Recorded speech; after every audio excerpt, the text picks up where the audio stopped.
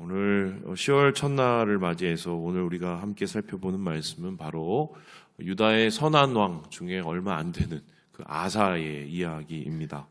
아사는 아비야를 이어서 이 왕이 되어서 어떤 일을 했느냐?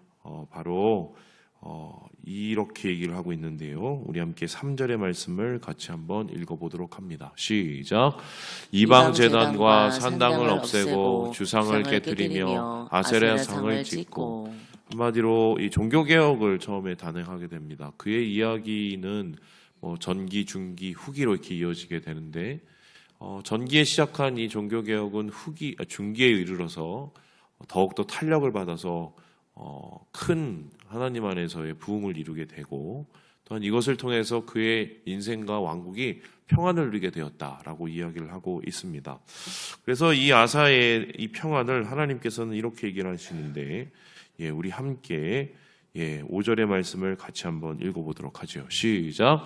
또 유다 모든 성읍에서 산당과 태양상을 없애매 나라가 그 앞에서 평안함을 누리리라. 참 재밌지 않습니까? 그 하나님께서 다윗을 세우셔서 왕이 되게 하시고 또 하나님의 거룩한 성전을 솔로몬을 통해서 짓게 하신 지 얼마 되었다고 이미 유다 가운데서도 여러 가지 산당들과 태양상, 이건 이제 애굽의 영향이겠죠? 들이 넘쳐나고 있었다. 또 뿐만 아니라 그 산당에는 아세라상과 주상들이 서 있었다. 이렇게 얘기합니다. 우리가 생각할 때는 아니 왜 하나님께서 싫어하시는 일을 그렇게 틈만 나면 할까 이렇게 생각하는데 이것을 우리가 좀 고민해 볼 필요가 있는데요. 이게 그냥 하는 게 아니라 그 당시 이게 가나안의 문화였기 때문이에요. 우리는 이제 이 우상 섬기고 이런 것들을 당연히 하지 말아야 되는 것으로 생각을 하지만 이 당시에 농사를 짓는 사람들은 이제 이스라엘 사람들은 농사를 져본 적이 없잖아요. 그 당시에 있는 가나안 사람들이 농사 짓는 방법을 그대로 따랐던 겁니다. 그랬더니 이 사람이 씨를 어떻게 뿌리고 거두고 이런 것도 하지만 씨 뿌릴 때 하는 행위들이 있던 거죠. 비가 오기를 바라는데 일종의 기우제도 지내고 이런 일을 이제 하다 보니 알게 모르게 그 가나안의 문화, 우상 문화에 젖어들어서 이스라엘 백성들이 하나님이 하지 말라는 우상 숭배와 이방신을 섬기는 일들을 이제 점점 하고 있었던 것이죠.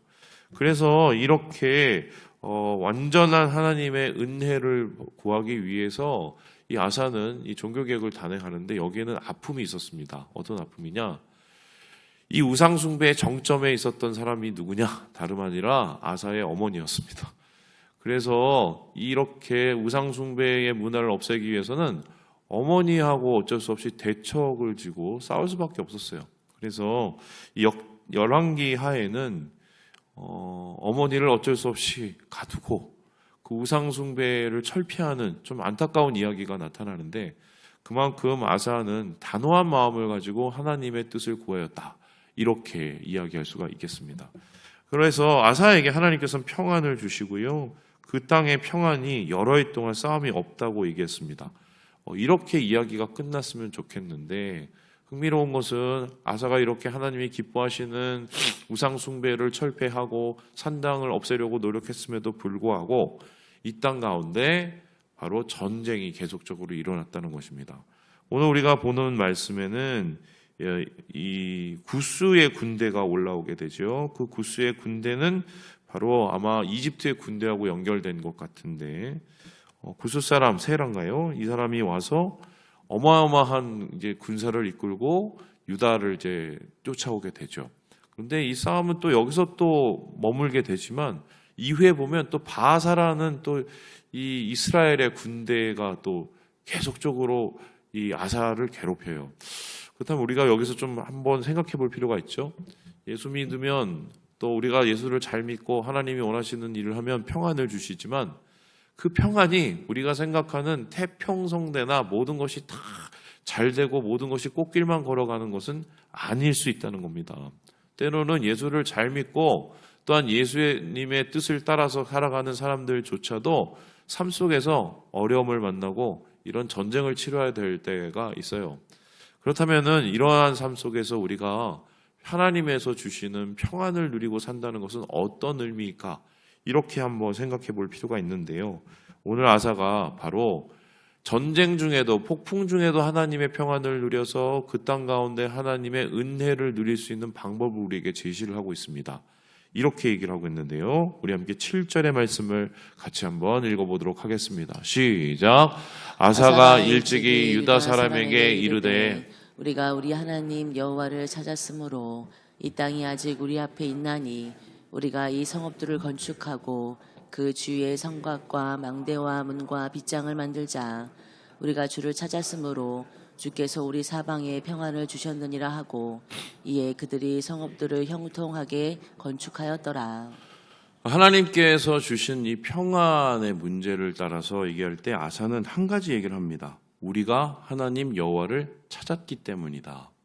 우리의 주는 이 평안이라는 것은 하나님을 찾는 것으로부터 비롯이 되고 주의 상황이 어떻게 되든 심지어는 모든 군대나 모든 상황이 전쟁 속으로 몰아지든 간에 하나님을 찾는 자에게는 어느 곳에 있든지 어떤 상황에 있든지 하나님은 반드시 평안을 주신다는 것입니다. 자, 그렇다면은 이 여호와 하나님을 찾는다는 말은 어떤 의미일까요? 오늘도 우리가 그 평안을 누려야 될 때가 왔죠. 요즘에는 신문 보고 뉴스 보기가 이제 무서운 게 시시각각으로 국제 정세가 변하고 뭐 전쟁 소식이 끊이지 않고 우리나라는 또 열심히 지금 경제 전쟁 중이죠. 우리 우방으로 믿었던 이제 미국에서 엄청난 것들을 요구하고 그런 것 속에서 이러지도 못하고 저러지도 못하는 그런 상황을 우리가 겪고 있지 않습니까?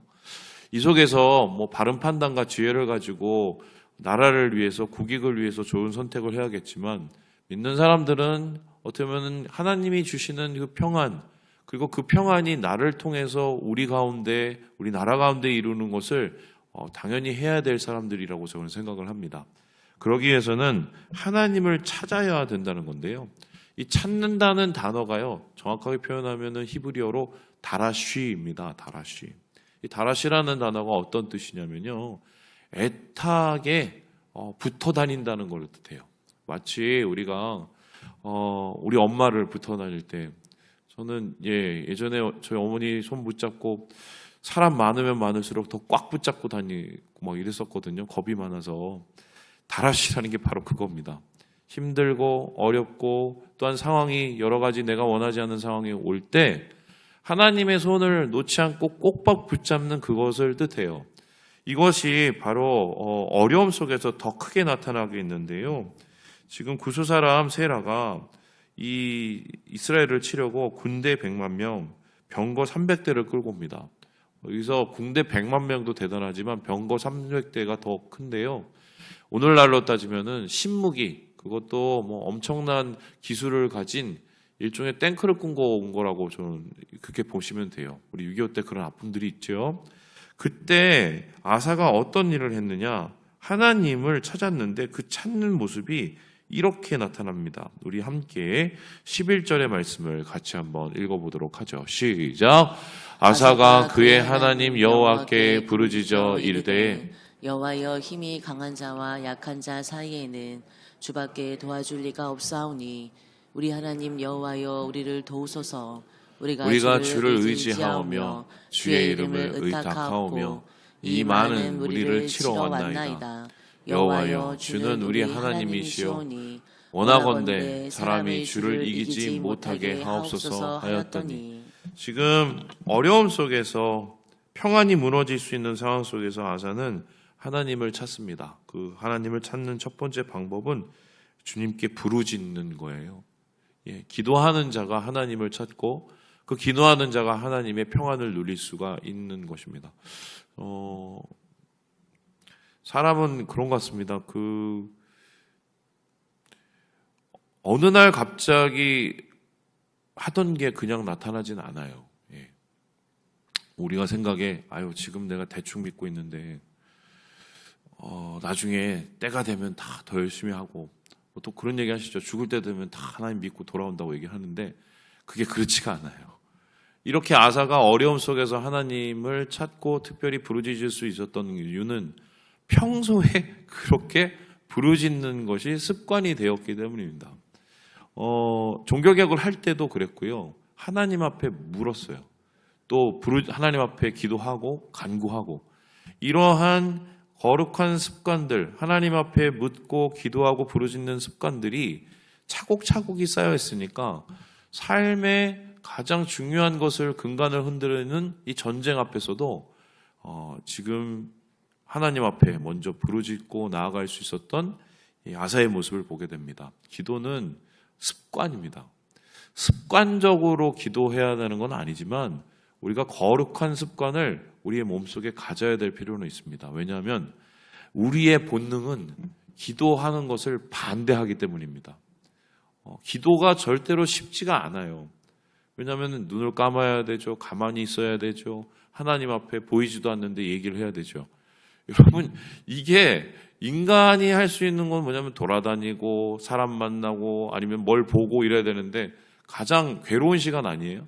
그런데 우리가 하나님 앞에 그렇게 간절히 구하는, 영적으로 주님 앞에 달아쉬야 하는 1대1의 기도의 만남을 우리의 마음속에서 기도의 습관을 쌓아가고 할 때 우리는 그 기도의 세계로 더 깊이 들어갈 수가 있게 되는 거죠. 아사는 하나님 앞에 부르짖는 습관을 통해서 가장 어려운 시간에 주님께 구하고 그 주님을 구하는 것을 통해서 평화를 얻었다. 이렇게 말씀은 이야기하고 있어요. 그리고 나서 하나님께 구하는 두 번째 방법이 나오는데 그것은요, 다름 아니라 주님을 의지하는 겁니다. 주님을 의지한다는 것은 무엇입니까? 모든 상황 속에서 하나님의 도움을 원하는 것이기도 하지만 그것보다도 더 중요한 게 있어요. 11절 후반부를 한번 보여주시죠. 원하건대 사람이 주를 이기지 못하게 하옵소서라고 하고 있습니다. 이게 어떤 뜻이냐면요, 아사가 지금 있는 이 모든 상황의 어려움들과 또한 저 대적들의 강한 모든 것을 하나님 앞에 있는 모습 그대로 올려드리고 이것을 내가 감당할 수 없으니 하나님께서 감당해달라고 온전히 맡겨드린 겁니다. 비록 아사는 군대를 준비시키고 여러 가지의 모습으로 하나님 앞에서도 어떻게 보면 강하게 나라를 만들려고 했지만 그 모든 것들은 이러한 모든 상황에서 봤을 때 아무것도 아닌 것처럼 느껴진 거죠. 결국 하나님을 의지한다는 것은 100% 우리의 상황을 하나님 앞에 올려드리지 않으면 불가능한 거예요. 이렇게 하나님 앞에 100% 올려드렸을 때 어떤 일이 일어납니까? 이 싸움은 바로 아사의 싸움이 아니라 하나님의 싸움이 되어가는 거죠. 우리가 하나님을 구하고 하나님을 의지한다는 것은 우리의 상황을 있는 모습 그대로 올려드리고 하나님이 행하실 수 있도록 우리의 모든 상황을 열어드리는 것, 이것이 하나님 안에서 구하는 것이다 라고 이야기를 할 수가 있습니다. 또한 하나님께서 구한다는 것은 이렇게 얘기할 수가 있는데요. 우리 함께 14절의 말씀을 같이 한번 읽어보도록 하겠습니다. 시작. 여호와께서 그랄 사면 모든 성읍 백성을 두렵게 하시니 우리가 그의 모든 성읍을 치고 그 가운데 있는 많은 물건을 노략하고. 이 싸움의 끝이 어떻게 끝나냐면 단순히 세라가 도망가는 것으로 끝나지 않습니다. 이것을 몰아서 하나님께서 주시는 마음을 가지고 끝까지 그들을 쫓아내요. 그리고 그 끝까지 그들을 쫓아낼 때 특별히 그랄 지방까지 가게 되는데 이 지방까지 가게 된 이유는 블레셋과 바로 이 구스 사람 세라가 결탁이 되었다는 것을 아사가 알았기 때문입니다. 우리가 하나님을 구한다는 것은 하나님의 뜻을 끝까지 순종한다는 것을 의미해요. 하나님 앞에 부르짖고 하나님 앞에 100% 의지하고 또한 하나님께서 주시는 그 뜻을 끝까지 순종하며 따르는 그러한 우리가 다라쉬를 할 때 오늘 바로 이 아사를 통해서 주셨던 이 평안이 우리 가운데 이루어진다. 하나님께서는 우리 역대기 14장을 통해서 우리에게 그런 말씀을 하고 있는 것입니다. 말은 쉬운데 어렵죠. 말은 쉬운데 어려워요. 하나님의 뜻을 묻고 하나님 앞에 하나하나 의지하고 또 하나님이 말씀하시는 것을 하나하나 따라가는 것, 말은 쉬운데 되게 어렵습니다. 그래서 잘 안 합니다. 잘 안 해요.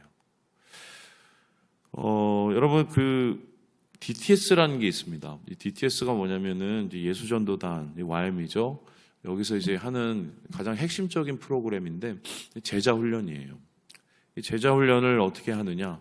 이걸 가지고 또 교회에서 이 도입을 해갖고 하시는 교회들도 있는데 그 뭐 좋은 강사들 모아놓고 같이 기도하고 사실 그게 그 DTS의 핵심이 아닙니다.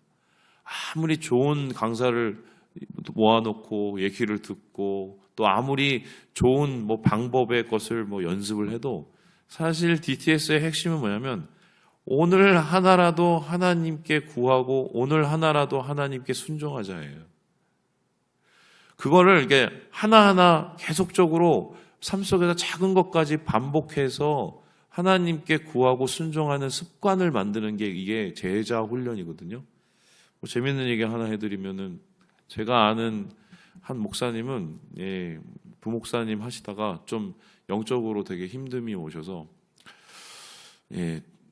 PDTS죠. 그 목사님들 모아놓고 하는 DTS가 있는데 거기에 이제 들어가셨다고 얘기 들었어요. 근데 거기에서 뭘 했느냐? 이분이 홍천에 가셔서 DTS를 받았는데 맨날 회개만 했다고. 그래서 뭘 가지고 그렇게 회개했냐고 했더니 이제 아침에 되면은 본인의 이제 어제 있었던 일이나 또 하나님 앞에 고백할 일이나 또 이런 것을 이렇게 나와서 하거든요. 근데 보통 나와서 고백하는 게 뭐 중차대한 죄나 이런 걸 구하는 줄 알 때 그게 아니라 김 얘기를 그렇게 많이 했대요. 이제 무슨 소리냐면 그 밥이 있으면 이제 밥에 이제 김을 이제 먹잖아요. 그럼 김을 거기는 이제 3장씩 먹으라고 했대요. 근데